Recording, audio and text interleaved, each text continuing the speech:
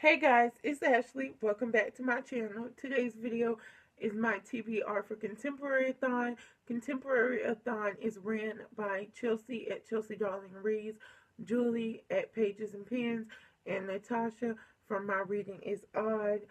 So let's get right into it. I'm going to be looking over here to read the challenges. So if you see me glancing that way, that's why.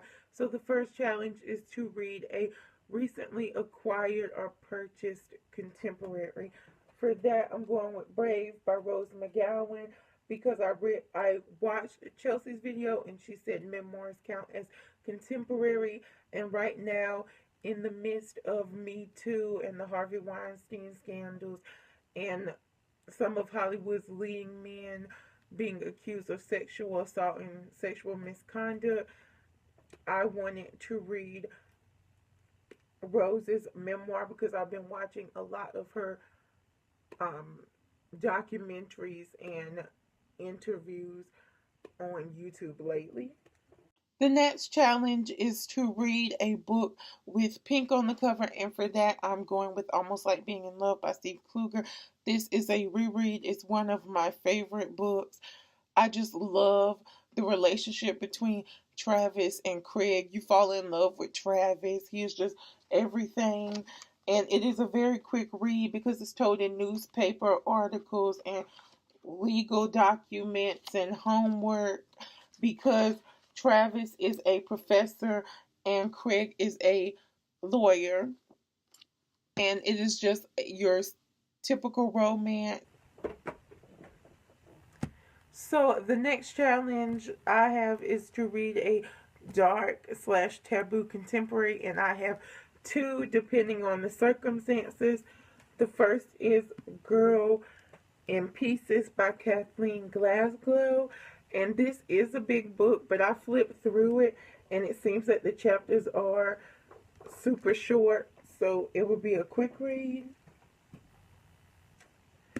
And then I have Asking for It by Louise O'Neill. I need to have this book read like 2 days into the readathon because it has to go back to the library. So if I can't get it read, then I'll be reading Girl in Pieces. But this is one of the 12 books that I need to read this year. I'll try to link that video if you want to see the other 11.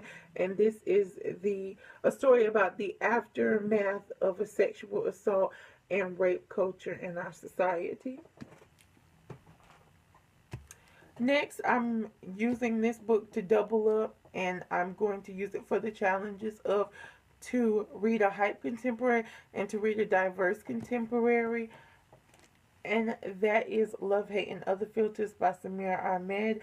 I've been hearing so many good things about this book. I've been seeing so many people reading it lately. It's super short, which is always good for a readathon, and it follows a Muslim American teenager.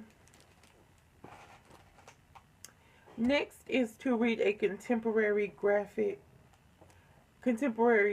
graphic novel.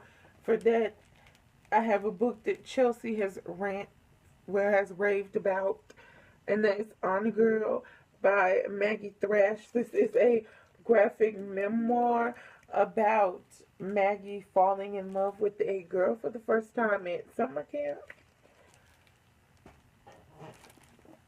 And the last challenge is to read a recommended contemporary. And I watched Chelsea's recommendation video, and she had Eliza and Her Monsters by Francesca Zappia, and I had it also, so I thought, why not read it for this readathon?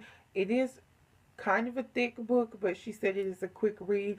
It's about a girl named Eliza who has a webcomic, Monstrous Sea, and is widely popular, and then she meets this boy who is like its #1 fan.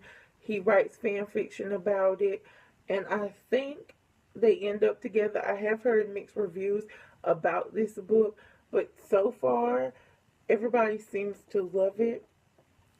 So my goal is to try to read 4 of these books. If I had to say what's going to get read, I would say that chances are I'm going to get through 4. But I don't know. I'm going to try my hardest. I think I'm going to. I don't know if I'm going to weekly vlog, a daily vlog. It depends on how long the first day's clips are. But that is it for my TBR for Contemporary-A-Thon. If you like this video, please give it a thumbs up and share the video. It helps me a lot. If you want to, you can follow me on all of my social medias. They are always linked in the description down below. And if you want to, you don't have to, but if you want to, you can hit that subscribe button and the bell button beside it to be notified when I upload new content.